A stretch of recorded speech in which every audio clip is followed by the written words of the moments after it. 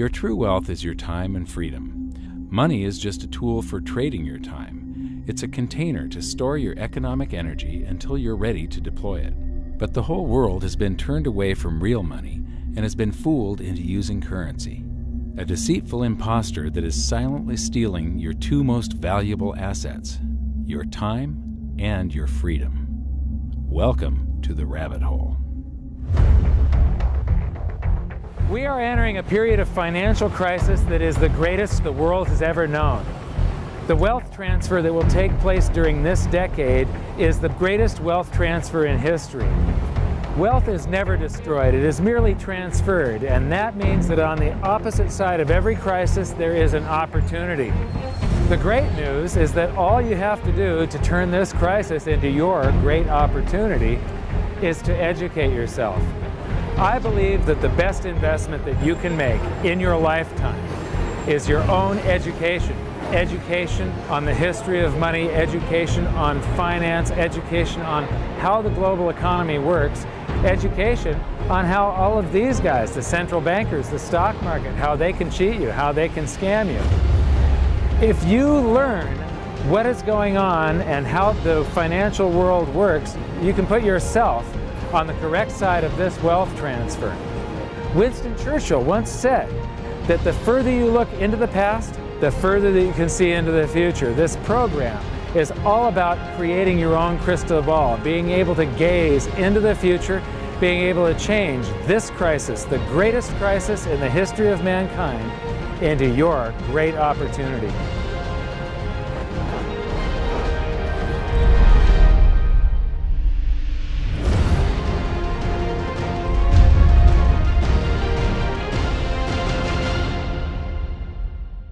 The hidden secrets of money, some of them are hidden in plain sight. They're like right in front of you.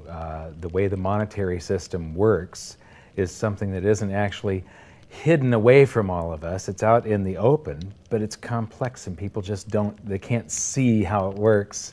It's hard for them to imagine that we're living in such a hoax. Others are meant to be secret, but the truth is slowly coming out, like the Federal Reserve being a private corporation and not really part of the U.S. government. But when I started studying this, what I found was that there was no place that I could point people to where they could get it all in one spot. And so I basically decided to write my book about it and consolidate monetary history, economics, the markets, fundamentals of gold and silver. There's a lot of smoke and mirrors in economics, and I've sort of made it my job to lift the fog for people.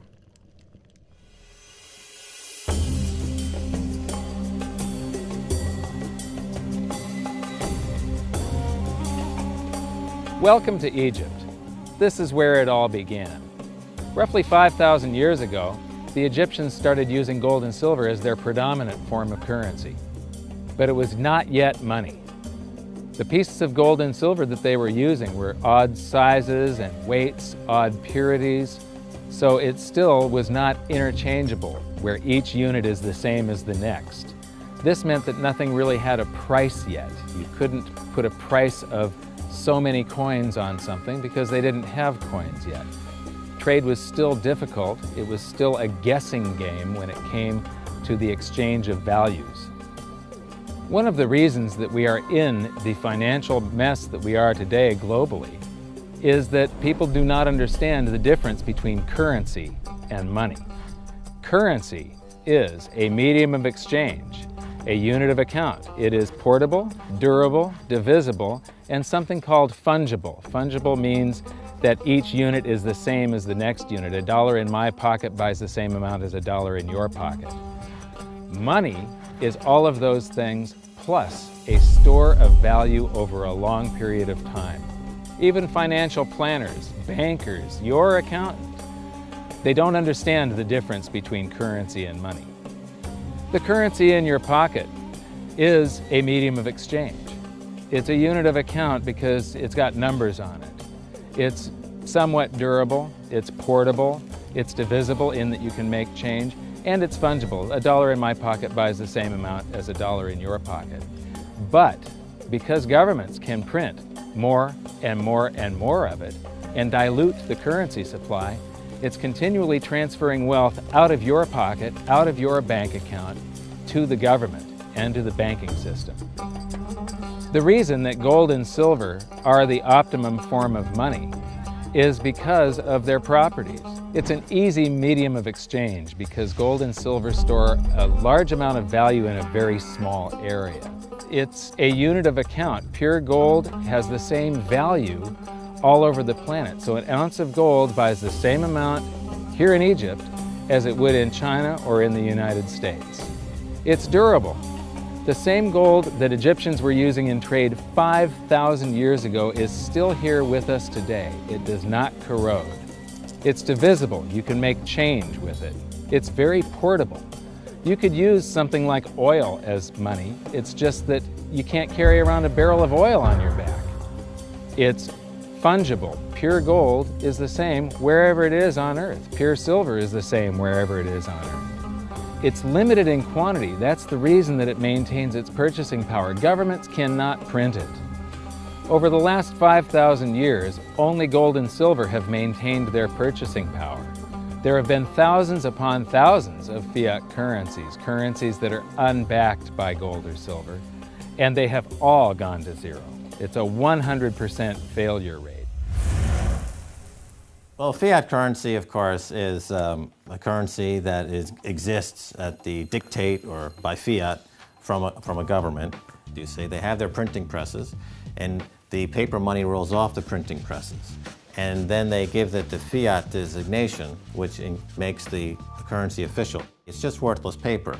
But when Ben Bernanke gives it the special sign, and they have the cult meeting at the Federal Open Market Committee meetings, it suddenly becomes currency. If you look at what's really going on, it's a con game. And so there's confidence. Well, the Federal Reserve is very forthright about what they're doing. If you read their websites, they'll tell you it's a confidence game. They tell you that there's no intrinsic value in their money. They'll tell you that they print it backed by absolutely nothing. They actually display all these facts. But if you tell somebody in the public that this stuff is created out of thin air, there's no backing whatsoever, it's absolutely worthless, it's about as valuable as monopoly money, they'll look at you like you're nuts. Is there an example throughout history of a fiat currency, a piece of paper that's unbacked by anything, surviving? Short answer, no. Long answer, no. And here's why. When Addison Wiggin took over at the Daily Record, when they got cranked up, Bill Warner asked him to catalog all of the fiat currencies throughout history and what happened to each of them. Addison dutifully went to work. Within a short period of time, he had gone through the alphabet. All the fiat currencies that started with the letter A were done. They all went to zero. He was halfway through the letter B, and all the fiat currencies that started with the letter B, and there were 600 of them in just the first letter and a half of the alphabet, and every single one of them went to zero. Every one. 600 fiat currencies that start with the letter A, and half of the ones that start with the letter B are 600 of these things. Not one ever came close. Would you think this one, the United States dollar, is going to be the first one after all that? I don't think so. No. No currency, fiat currency has ever survived. None. The thing about money is there actually is a fairly well accepted definition of what money is. The question is, as you apply that definition to particular things that people claim to be money, do they fit the definition? We'll just take the paper dollar, for example. How well does it perform those functions? Well, store of value. The dollar has lost 95% of its purchasing power since the creation of the Federal Reserve in 1913. So not very good as a store of value. One of the things I do is just a way to get the audience's attention is I have a slide, and there are 3 pictures on the slide. One is a pile of monopoly money. The other one is a pile of Federal Reserve notes, what Americans would call paper money. The other one is a solid gold American Eagle 1-ounce coin. And the title of the slide is, which of these is not like the other? And if you know the show Sesame Street, or you have children who watch it, it's one of the favorite vignettes in Sesame Street. And what it really is a kind of IQ test for 5-year-olds. They're supposed to look at the 3 things and look at characteristics and find the one that's not like the other. Well, I've shown this slide to groups of Ivy League University professors, and I've also shown it to, children, kind of 5 years old, my nieces and nephews and so forth. And when the professors look at it, they say, well, clearly the dollars are not like the others because gold has no role as money, and monopoly money is junk, and the American dollar is a store of value, so that's not like the other. But the children look at it and they say, well, the gold coin is not like the other because the other two are just piles of paper and the gold coin is clearly something different. So my question to the audience is, who's smarter, a 5-year-old or an Ivy League professor? Before World War I, each note that a treasury issued would say that there have been deposited with the United States Treasury $20 in gold coin payable to the bearer upon demand. The money was in the vault. The currency was a note they gave you that was a claim check, only a claim check on the money, the same as if you go to the dry cleaners and you give them your shirt and they give you a claim check for your shirt. The value is that shirt at the dry cleaners, not the piece of paper that says that you own that shirt.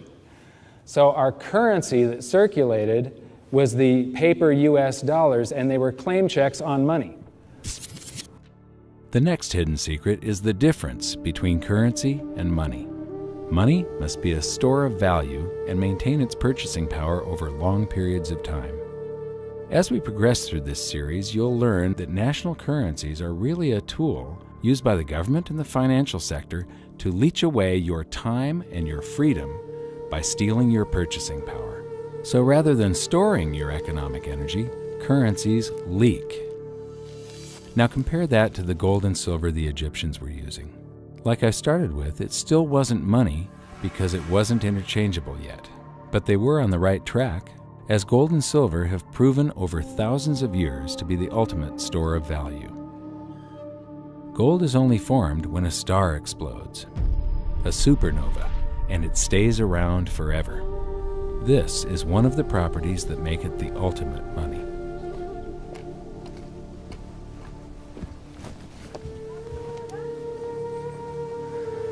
People are amazed that after 5,000 years, the pyramids are still here. But what I'm more amazed at is that the currency that the people that built this were using, that currency, that gold and silver that they were using in trade on a daily basis, is still around today. It may have been melted down and re-refined, and it's in a coin or a bar or in some piece of jewelry, but it's still with us today, and it still purchases something. Yes, it is the ultimate money because there is nothing else even in the same league. It's divisible, it's permanent, it's a store of value, it's a unit of account. It's got everything you want out of money, but it doesn't go away and it can't be increased. That is what makes gold the most beautiful money of all. What more could you ask out of a money? It keeps governments under control. You can maintain a solvent system. Governments don't like gold at present because they're getting away with the fiat currencies, and they'll do everything they can to discredit it as an asset class. I mean, my goodness, gold has outperformed the Dow Jones Industrial Average in each of the last 7 years, yet it's not considered a legitimate asset class. Why? Again, it's the fear that maybe gold will be imposed on the system, that it will constrain government ability to spend beyond its means. They can't print it. They can't print it, no. The proper definition of inflation, I use Milton Friedman's definition. Inflation is an expansion of the currency supply. Deflation is a contraction of the currency supply. If you expand the currency supply, eventually prices will rise. And if you contract the currency supply, eventually prices will fall. This is a pool, but it's not a pool of water. This is the currency pool. And these are prices. And if you expand the currency supply, prices like a sponge in water have to rise to suck up the excess currency. Governments never stop printing more currency and adding currency to circulation. Therefore, prices keep on going up, not because the stuff that you're trying to buy is changing. The real estate doesn't change. What has changed is the currency purchases less and less. It's the currency going down, not prices going up. The truth is, what we have that makes our world work right now is a big story. None of it's real. It's all just promises. And if you think about it, that's how currency began to work in the beginning. You know, before we had currency, we had barter. I'll give you 3 coconuts and you give me 4 fish, because that's kind of a fair exchange on coconuts to fish. But that got complicated, so we had to invent this thing called money to be a divisible, portable medium of exchange. And the challenge is that we lost that a long time ago when we lost having things of value be our currency. And now we have this thing called numbers and accounts. But trust me, it is not real. It's a big made-up story. One of the biggest make-believe stories ever is called quantitative easing, which sounds complex, but it's really just a smoke and mirrors term for currency creation. QE started with the banking bailouts back in 2009. This currency was created out of thin air and then given to the banks, who paid themselves record bonuses in reward for crashing the world economy.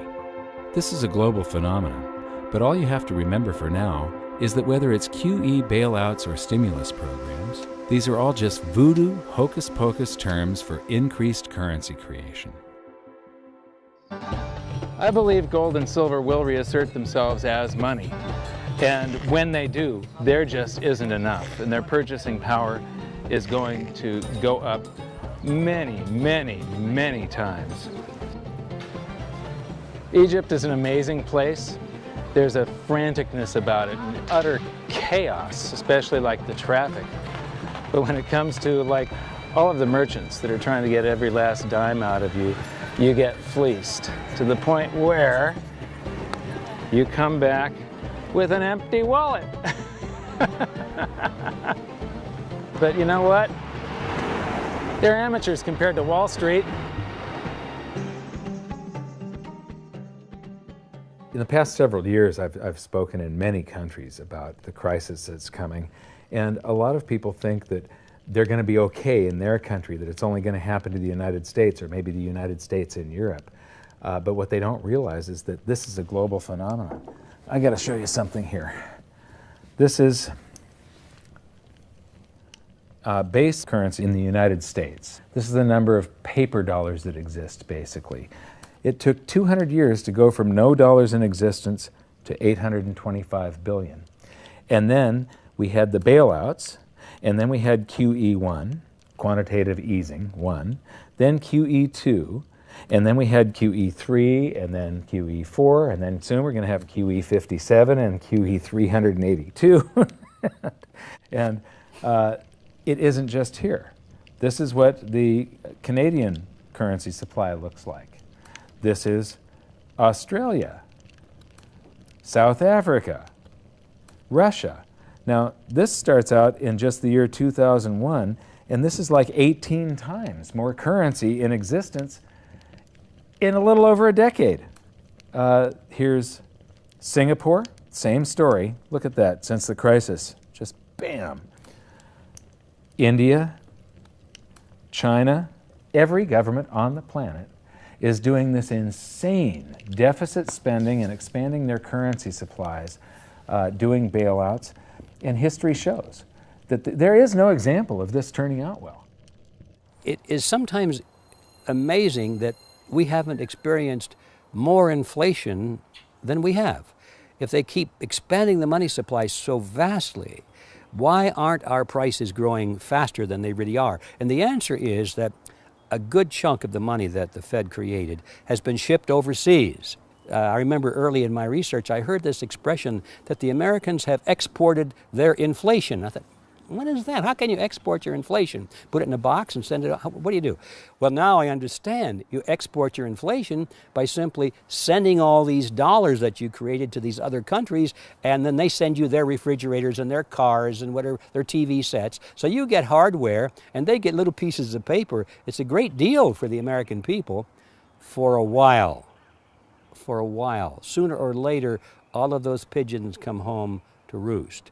When the time comes, as it looks like it's now coming, when the rest of the world is saying, we don't want to play this game anymore, Uncle Sam's dollars are just becoming worthless, there are too many of them, we've got to find something else other than American dollars, then those dollars start to come back to America. People say, we don't want them anymore, what do we do with them? Once this revs up and we've got this little trickle of money coming back that we previously exported, once it becomes a flood and it starts to rush back, now we are getting our former exported inflation brought back to us, and then we'll see the quantity of money inside the United States grow much more rapidly even than the Federal Reserve can create it, because we're getting a previous money back.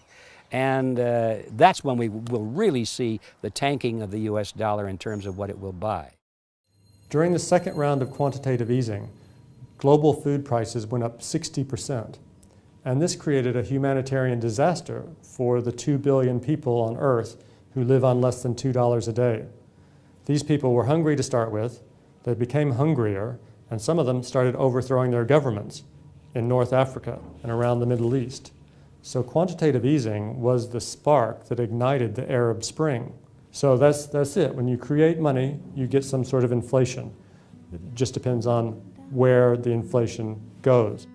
It's all going down, down, down. Peasants are reeling from a game of coins and crowns. Given the premise that you have a permanent underclass or poor class, and how does inflation affect them disproportionately, it affects them basically in the percentage of their income that goes to food. And we see this as a ratio, and we know that there are some danger points. For example, in Egypt recently, once that ratio got to 40% of income going to food and the price of food rising due to inflation, when it got to 40%, that's historically a point where people actually stage a revolution. That's exactly what we saw. The French Revolution, similarly, was all around the price of food getting to a certain critical point where people simply, the risk-reward for revolution was favorable toward revolution. When they print it up, then it all goes down. Well, exactly right, because when you have a runaway inflation, it's punishing the very people who are most productive in society. In other words, the people that produce more than they consume and save the difference. The problem is that those productive people, the savers, save in their national currency. And unfortunately, the national currency is just a fiat piece of paper at this point. So when it's destroyed through runaway inflation, that $100,000 that you were hoping to retire on doesn't exist. And the things that you were going to buy with it and provide for others don't exist either. Now what are you going to do? So that all seems pretty scary. However, this is going to happen, and you can only play the hand that you're dealt. But the great news is that gold and silver always end up doing an accounting of the expansion of the currency supplies. Basically, the will of the public and the free markets. When governments do this kind of stuff to their currency supply, they debase it. Eventually it comes back in inflation. People sense the loss of their purchasing power. They rush back to gold and silver, and they bid the value of the gold and silver up in the country until it meets or exceeds the value of all the currency in circulation. This is a process that's been going on over and over again throughout history, except this time it's happening on a global scale. It has never before happened in all countries at once. And that means that this is the greatest wealth transfer in history. Therefore, it's the greatest opportunity in history, and it's not going to happen again in your lifetime. So now we've learned that your true wealth is your time and your freedom. Money is a trading tool that stores the economic energy that is your time and freedom, whereas currencies leak them away. Gold and silver are the ultimate money simply because of their properties. Fiat currencies are based solely on confidence and always return to their intrinsic value of zero. Governments don't like gold because it imposes restraint.